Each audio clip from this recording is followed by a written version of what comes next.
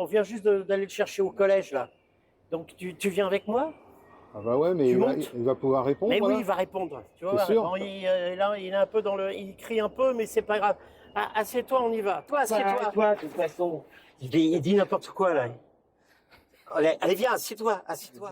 Je crois que c'est, jusqu'à présent, je crois que c'est le pire qu'on ait eu, mais on va y arriver. Bon, on est à 1 kilomètre et demi, puis après, tu vas me donner un coup de main il faut le monter. Ah C'est oui. au 2e étage, il n'y a pas d'escalier non plus, hein. D'accord. D'accord. Bon, tu te dépêches. Ouais, j'arrive. Arrête, tu filmeras après. Écoute, là, J'arrive. tu me donnes un coup de main, on ouvre la porte et on y va. Ok. Allez. Il s'est évanoui. Non, arrête de filmer, viens, Oh, parce que merde. je vais pas... 2 étages. Viens, on va pas y arriver sinon. Coupe. Putain,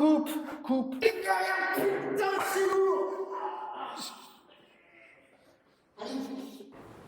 Et Ça va, il est mieux là? écoute, c'est même étonnant, il sourit. Je crois qu'il y a... Mais c'est bon, on va en profiter pour lui poser des questions. Il est en train de sourire. Ah bah Regarde. alors ça va mieux alors. Bonjour. Nous sommes en compagnie de Charles, qui est là pour nous dire toute la vérité, enfin la sienne. Je dirai rien, de toute façon, Si, je dirai si, rien. sinon, Je dis c'est pas qu'ils veulent vrai. me faire du mal. Non, on n'est pas là pour te faire du mal, on est là pour que tu nous dises la vérité. Qu'est-ce que tu viens faire dans ce pays? Qu'est-ce que tu viens faire à Buenos Aires? Bon, Profiter du soleil. ouais. Parce qu'en Bretagne, il n'y en avait pas. Tonton Léon, une première question peut-être? Oui, ça fait combien de temps que tu es dans cette belle ville de Buenos Aires, hein, mon cher Charles? Dans cette belle ville de Buenos Aires, ça va faire 30... Combien Ça fait- 32 ans. Ça fait Ouais. tellement Ouais. longtemps qu'il est là, il s'en souvient Mm. même plus. Tu es arrivé du temps de Menem. Je suis arrivé du temps de Ménène et de l'Austral. L'Austral, c'était la monnaie qu'il y avait à L'Austral, l'époque. c'était la monnaie qu'il y avait à l'époque, qui changeait virtuellement toutes les 10 minutes. La valeur, à l'époque, c'était la 3e hyperinflation ménéministe. On était à 500% par mois. C'était assez hallucinant. Mais t'es arrivé en quelle année alors? C'était en quelle année exactement? Moi, j'ai fait un premier voyage en 91 pour connaître. Et après, je suis resté 1 an, Donc c'était là. pleine d'aventures. C'était là où il y avait de l'hyperinflation alors. C'était là où il y avait l'hyperinflation. Ouais. Ouais. Voilà. Et après, je me suis réinstallé en 93. En fait, Et entre les deux, qu'est-ce que tu as fait? T'es retourné en France? ouais, je suis retourné en France pas très longtemps en fait, parce que l'idée c'était partir 1 an en Argentine. Donc je suis parti, j'ai fait mon année. Dans le voyage, j'ai rencontré ma femme. Je faisais des allers-retours en province parce que je faisais des safaris avec des Français. Donc je la voyais pas très souvent. Et puis après, on a commencé à sortir un peu ensemble. Ensemble. Et il y avait des gens qui cherchaient quelqu'un pour emmener des Français qui viennent faire des safaris de chasse.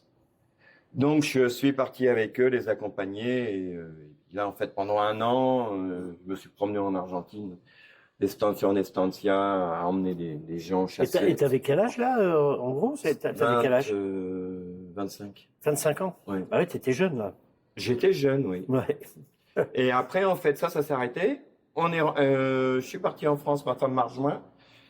Elle n'a pas tellement apprécié sur le moment, parce qu'elle arrivait peut-être au mauvais moment. Bretagne en hiver. Ah, c'était la Bretagne, t'étais en Bretagne. Ouais, et puis c'était la période automne, hiver, etc. Elle est toujours habituée au soleil. Et au bout de 7 mois, elle m'a dit non, Charles, on retourne en Argentine. Moi, j'étais d'accord, j'aimais bien le pays. Et donc là, en rentrant en 93, j'ai cherché du boulot et j'ai commencé à travailler à Carrefour. Donc là, il n'y avait pas beaucoup de Français en fait, donc j'ai été pris tout de suite. Maintenant, Carrefour, c'était de la folie, quoi. Et c'était dans un hypermarché? T'étais où exactement? C'était dans un hypermarché de la ville de Buenos Aires, un grand hyper, parce qu'à l'époque, c'était un des plus grands qu'ils avaient ouvert, ça faisait 15 000 mètres carrés. Ah ouais.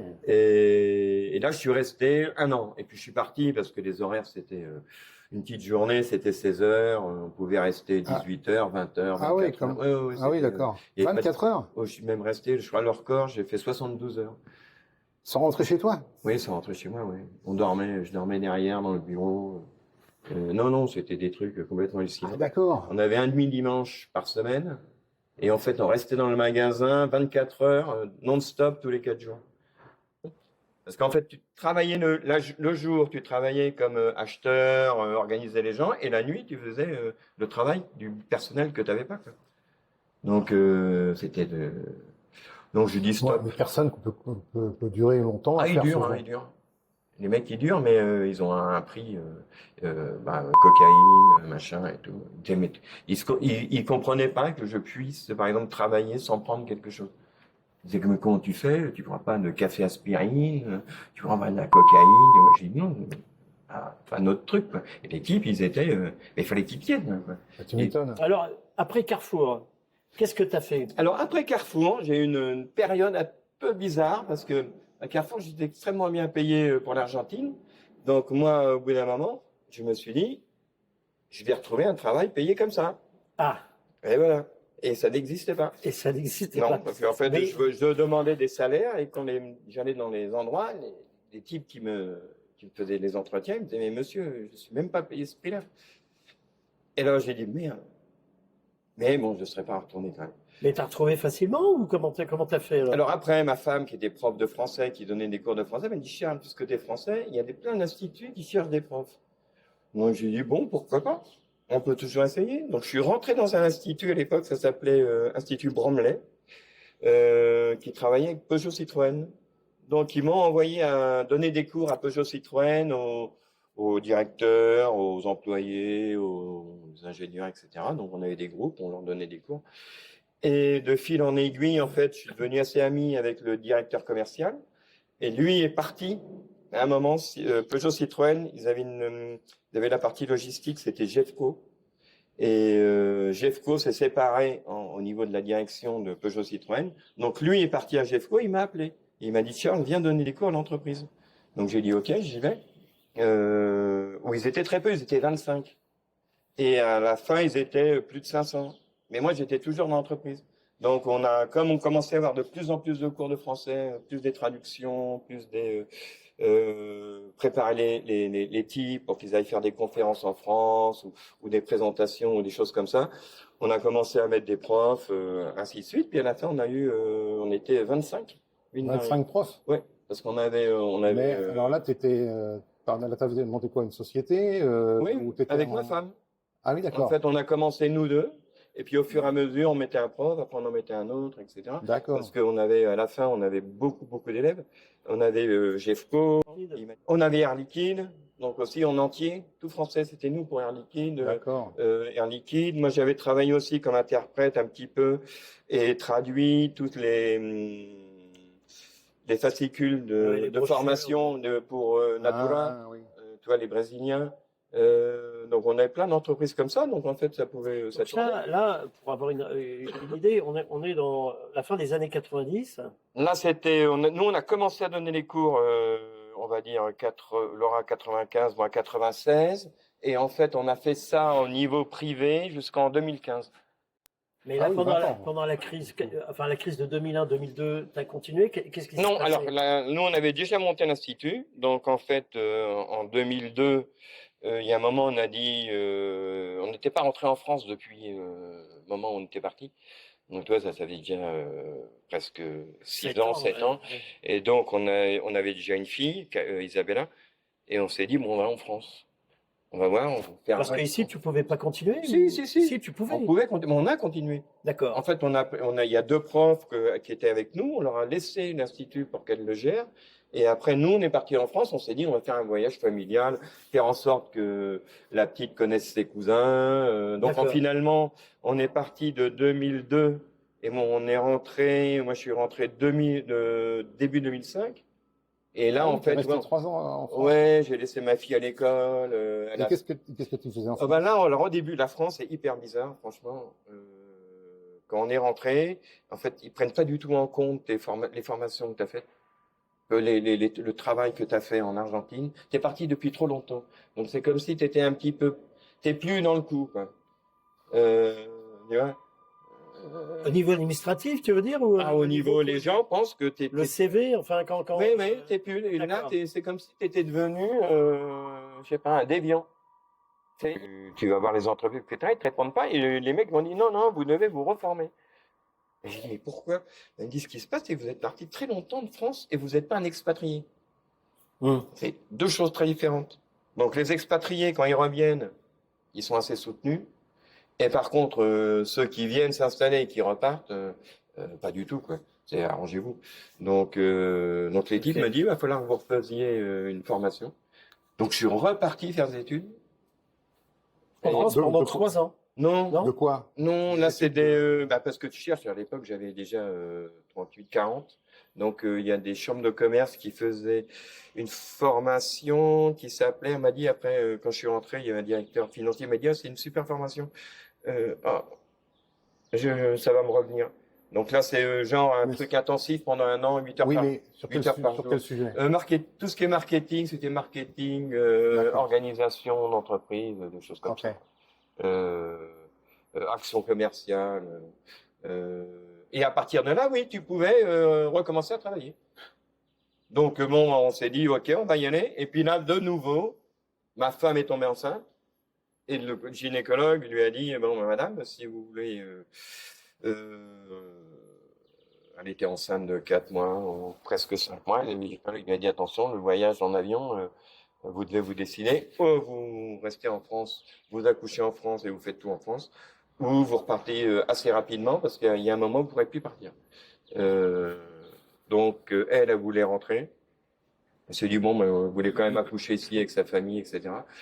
Donc on est retourné ici et on est revenu en 2005. Là on a repris l'institut, parce qu'on on a repris l'institut et là on a fait 10 ans d'institut. Et après, le français est un peu tombé en fait dans les entreprises. Et puis déjà, on avait formé des mecs. Mais maintenant, il n'y a plus beaucoup de cours de français dans les entreprises ici. Il y en a moins parce que qu'est-ce qui s'est passé? Ils ont déjà GEFCO, par exemple, celle où on avait vraiment beaucoup de gens, ils sont passés du français petit à petit à l'anglais. Ouais. Et surtout, nous, on avait formé ces gens-là pendant 15 ans. Donc, les secrétaires parlaient couramment français, les directeurs, ils parlaient couramment français. Oui. Donc, il y avait une partie, genre traduction, des choses comme ça, on ne les faisait plus. Parce que le directeur général, il me disait, mais Charles, pourquoi je vais te donner des traductions à faire à toi si je peux les donner à faire à mes secrétaires, puisque ma soeur parle français. Bien sûr. Et encore, c'était avant l'intelligence artificielle. Et encore, c'était avant l'intelligence artificielle.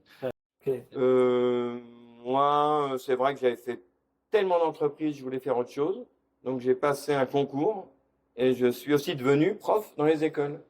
Dans les écoles primaires de Buenos Aires. D'accord. Donc là, ça fait déjà 10 ans maintenant. Ah, ça fait 10 ans qu'il Ça fait 10 ans qu'il fait ça. Ouais. D'accord. Pour changer. Et en parallèle, tu as arrêté tout le reste, là? On a fait un peu de traduction encore au début. Laura, elle continue encore de donner des cours particuliers. Et puis c'est tout. Après, maintenant, ça va. En même, c'est pareil, tu vois. Il y a des jours, je commence à 9h, je finis à 9h du soir. Donc, ça fait quand même des grosses journées. Pas tous les jours, hein. Mais bon, on est tout le temps dedans. Pas du tout le même rythme que les entreprises. Et tu fais plusieurs collèges?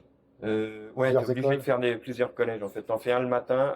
Là, cette année, j'ai un peu levé le pied, mais avant, tu en faisais un le matin. Après, je faisais un autre l'après-midi. Et après, je faisais un le soir. Waouh! Parce qu'en fait, t'as pas de poste, t'as pas beaucoup de postes fixes sur un seul poste en langue étrangère. Donc, en ce moment, par exemple, sur Buenos Aires, ils commencent à fermer des écoles. Et ça, on sait, par exemple, l'école où je travaille, peut-être qu'ils vont déjà fermer une classe, etc. Il y a moins d'enfants, non? C'est ça aussi, le taux de natalité baisse? Il y a deux choses, en fait. Il y a une part, ils veulent réduire les coûts. Donc, ils préfèrent sans doute que les enfants partent sur des écoles publiques. Ça va coûter un peu moins cher, privé, ça va coûter un peu moins cher. Et puis de l'autre côté, il y a des écoles, je crois que si je me trompe pas, depuis les années 80, un truc 95, la natalité a baissé de 40%, un truc. Ouais. Je sais même pas si c'est pas 2005-2025, faudrait vérifier, mais elle a baissé énormément. Donc il y a des écoles, par exemple, ça je l'ai appris l'autre jour, il y a des écoles privées, par exemple, qui maintenant, directement, ils ferment directement le bloc qui sert aux écoles maternelles, petites sections, etc. Parce que les élèves ne viennent pas. Là où il y avait 20 élèves, maintenant il y en a 3. Ça commence par la maternelle. Ça commence par la maternelle, après ça passe ça va en montant. Et petit à petit. Donc, et après, il y a des histoires de coûts, parce qu'ils veulent diminuer les coûts. Est-ce que c'est dû à Milei, ça, ou c'est le maire de Buenos Aires qui s'occupe de ça, en fait? Non, je crois que là, c'est même pas.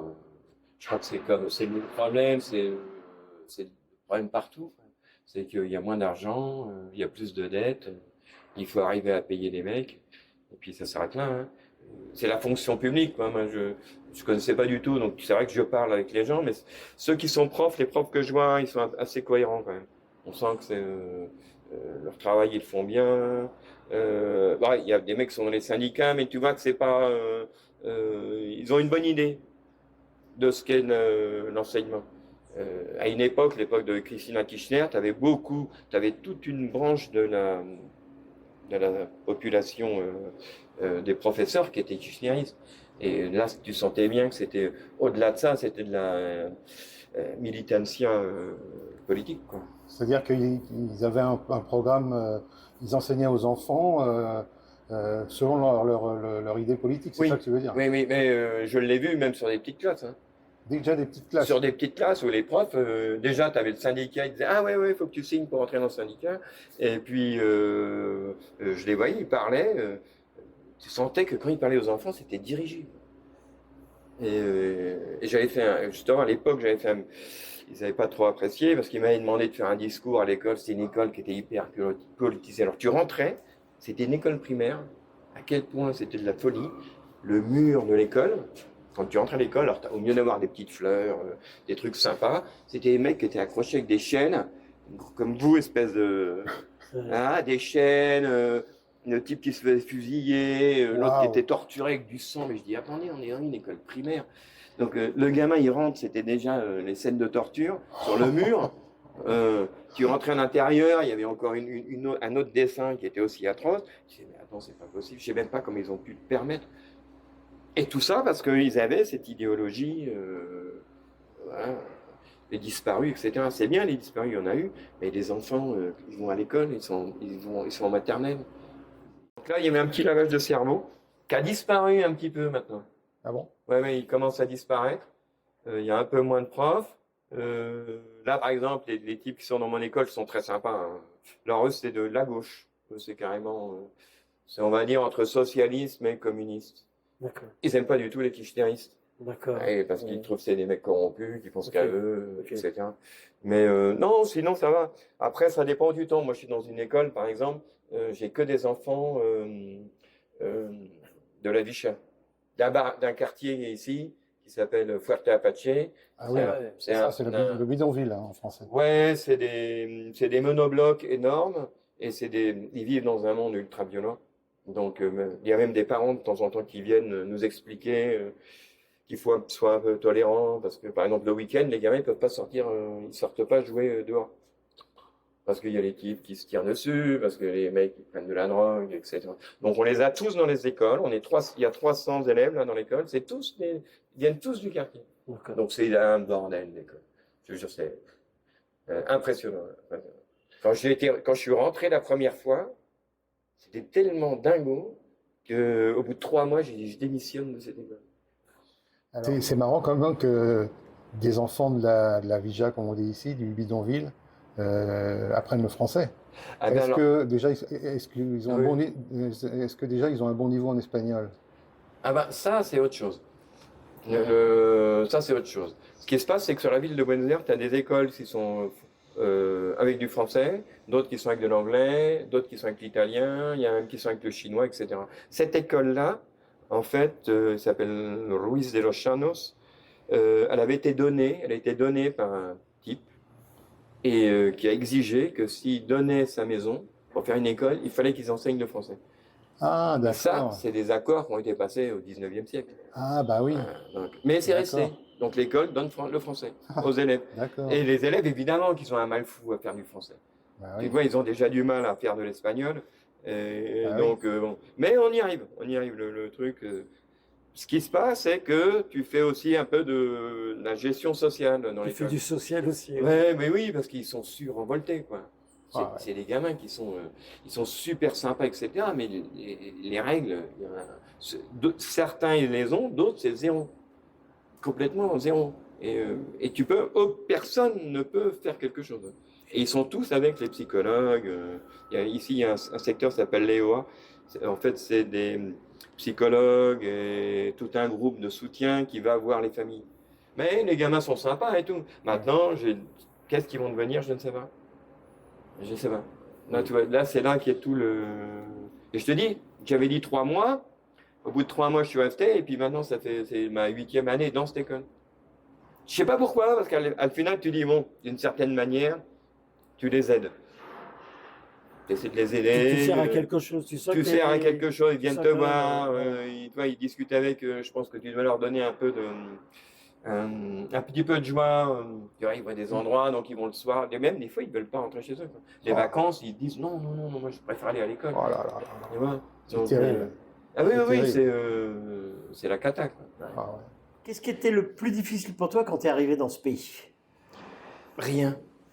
Tout te semblait facile. Tout était facile. La seule chose, c'est que je parlais pas espagnol. Ou très peu, parce qu'on avait l'espagnol de l'école qui était vraiment nul. Ouais.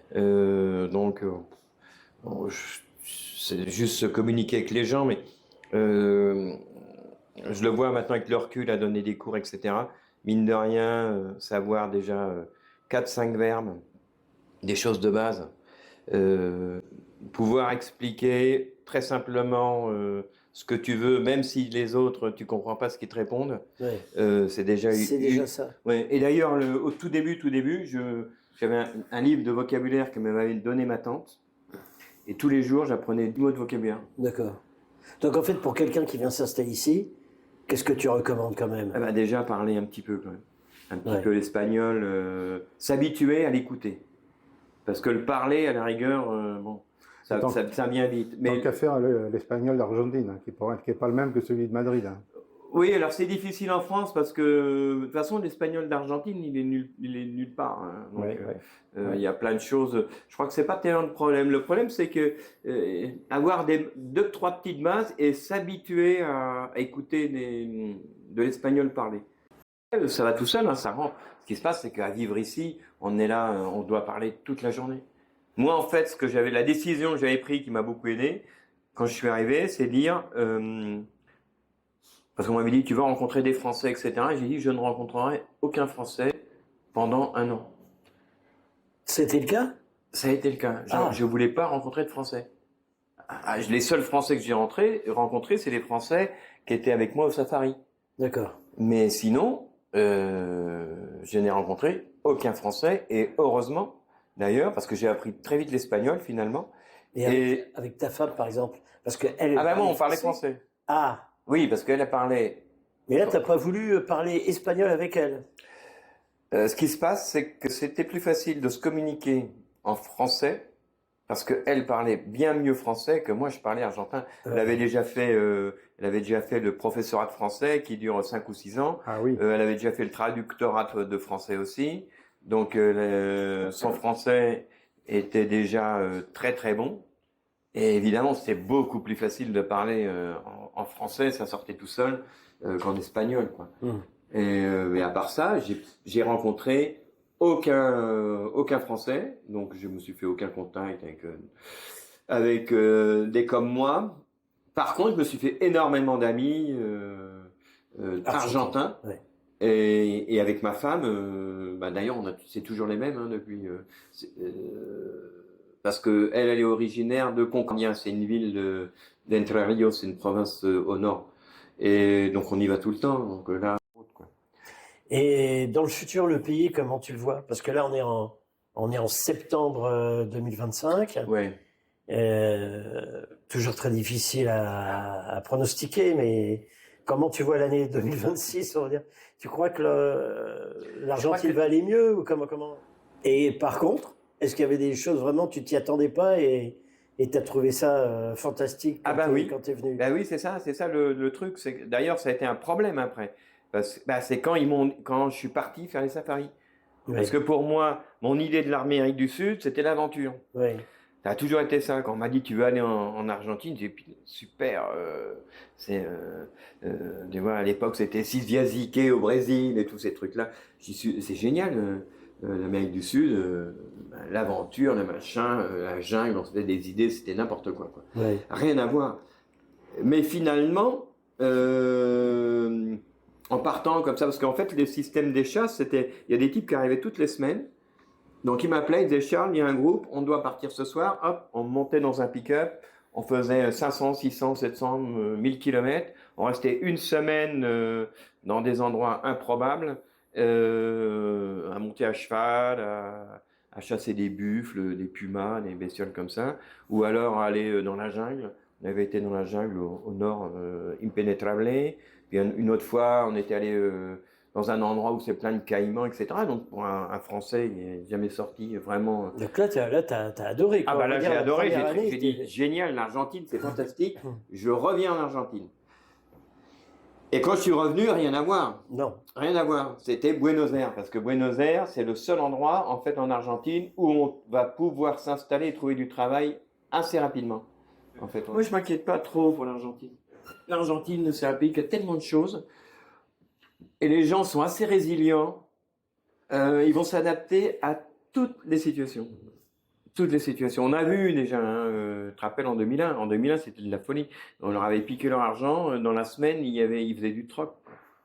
Il y avait déjà du marché de troc qui avait été mis en place en l'espace de 10 jours. Où tu avais les dentistes qui changeaient des soins contre du poulet, des machins. C'était donc on a de l'inflation tout le temps. Là, l'année, c'était quand? Ouais. Il est arrivé quand, Milei? Il y a 2 ans, 1 an et demi. Ouais. On a eu un président pendant 4 ans, on avait des 200% d'inflation par an. Ouais. Et le pays s'est pas effondré, quoi.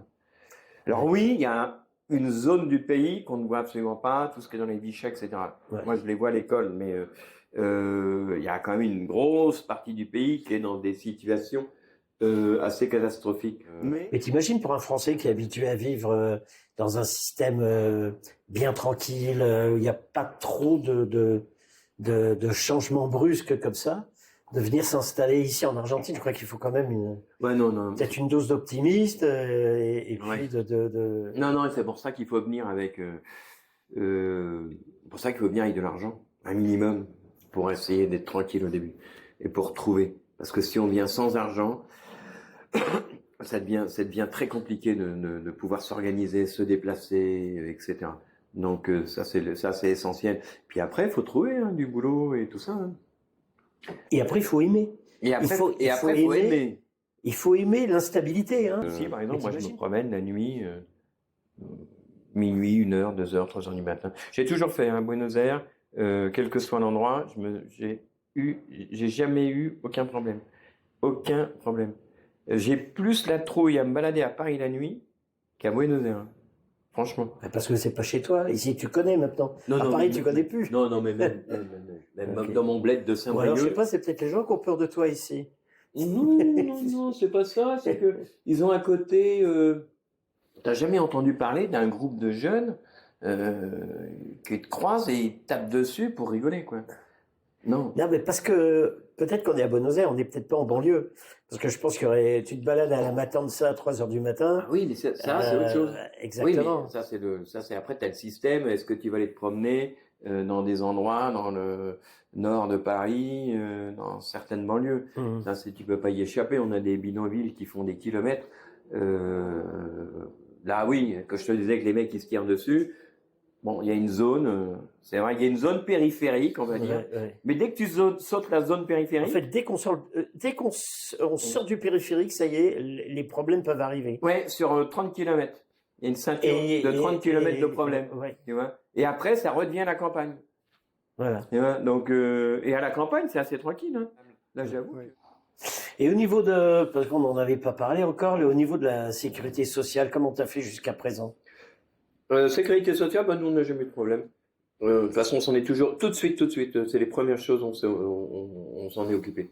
Au début, on avait une sécurité quand on avait l'entreprise, on payait une sécurité sociale privée. D'accord. Et maintenant, en fait, nous on a. Maintenant, t'es employé. On a la sécurité sociale de la ville qui est. Donc tu as arrêté la mutuelle privée, non? Ah bah oui, complètement. Tu l'as arrêté. Ah oui, parce que c'est, je sais pas combien ça coûte d'ailleurs maintenant. Antoine m'avait dit que c'était pour une famille. Ouais, ça doit être dans les 300-400 euros par mois, je crois maintenant. Après, ça dépend de l'âge aussi. Et ça dépend de Plus l'âge, t'es âgé, plus c'est cher. etc. quoi. Ouais. Donc nous, on a passé un problème qu'on n'a pas ça. D'accord. En Argentine, c'est extraordinaire. Ok. Extraordinaire. Parce que Quand tu es salarié, c'est vrai que c'est beaucoup plus simple. quand tu es salarié, oui. Qu'est-ce qui est extraordinaire? D'avoir une très bonne couverture sociale. Ici, par contre, le niveau de la médecine, il faut même pas se poser de questions, ils ont une très bonne médecine. Ouais. Les hôpitaux, ils marchent très bien. Les gardes, il n'y a pas d'attente. Là, quand j'étais en France, j'ai fait dans une garde, c'était n'importe quoi. J'ai mis un temps fou. Là, je vais à la garde, si je faisais bien mon heure, en 40 minutes, j'ai attendu 20 minutes et je suis pris. Quoi. Ok. Ouais, c'est très rapide, puis tous les problèmes sont réglés. Quoi. D'accord. Non, ça c'est vrai. Bien là. Pas la tienne? Salut, hein, Bon, bah, à finalement, l'Argentine. c'est pas mal, non? Il nous a dit des choses intéressantes. Ouais. Un de plus. On a appris plein de choses. Alors, le début a été un peu rude. Mais il voulait pas collaborer aussi. voulait pas faut collaborer. dire. Bon, Oui, mais maintenant j'ai du vin. Toujours collaborer. Moi, j'ai du vin. En fait, vous m'auriez donné du vin dès le début. Ah, ça aurait peut-être Ah changé le ben, truc. il n'y aurait eu jamais eu de On aurait problème. dû apporter une bouteille dès le départ, et Dès là, le je pense que départ. ça aurait été mieux. Ben, bien sûr. Qu'est-ce En que tout tu- cas, bon, on te remercie. De rien. Excuse-nous pour les coups au départ, Non, hein, pas mais gênant. bon, peut-être même que la prochaine fois tu viendras avec nous pour nous donner un coup de main pour aller en français. Oui, ça serait pas mal. Ouais. Ça serait pas mal. En tout cas, Faut que je comme me venge un petit Bah, peu. oui, il faut que tu te venges Tous aussi. les sales coups que vous m'avez fait. Ouais. Mmh. Bon, en tout cas, on te garde sous le coude, on sait jamais. On viendra peut-être te voir dans un an ou quand tu seras à la retraite. Oui. Tu nous feras visiter Entre Rios. Qui Aucun, sait aucun problème. Eh ouais. Bon, merci, à bientôt alors. Merci Charles. Salut. Au Bon alors tonton, qu'est-ce que tu as pensé de Charles? Ben, ça va. Le début a été dur, hein, t'as vu, il voulait pas. Hein. Il était un peu rebelle, hein. Ben, il est breton. On sait maintenant comment les profs travaillent, comment ça fonctionne, pourquoi il y a des écoles qui enseignent le français à Buenos Aires, Ouais, mais tu as vu de moins en moins, hein, il a dit. Hein. de moins en moins, mais c'est amusant, tu vois, l'école, là, il nous a parlé de cette école où le français était obligatoire parce que le type qui avait filé les sous avait Qui avait insisté filé pour la maison, qui avait filé à la maison pour en faire une école et avait stipulé d'enseigner le français. C'est marrant ce genre de choses. C'est vrai qu'il nous a raconté des anecdotes vraiment originales Ouais. et marrantes. Carrefour, Carrefour, c'est marrant. Sa période où il faisait aussi les traductions. Et puis voilà, quoi. Non, c'est marrant. C'est chouette. et on en a d'autres sous la main Ah ouais, le prochain, tu vas voir, un peu plus particulier celui-là, ouais. Et tu peux nous en dire plus? Tu veux vraiment savoir ce qui va se passer la prochaine fois? Bah, donne-nous des pistes. Bah, bon, alors la première piste, et je donne deux pistes. C'est un homme, encore, mais un jour on aura des femmes, hein, c'est promis. Hein. C'est un homme, et je peux te dire qu'il est du côté de San Telmo. On a encore rien fait à San Telmo, hein. Donc là, ça va être notre premier du côté de San Telmo. Voilà. J'ai donné deux pistes. Rien de plus. Bon, très bien. Ouais, faut- Alors à la prochaine, tonton. Bah écoute, ouais, hein, à la prochaine. Hein. Allez, à bientôt. Hein.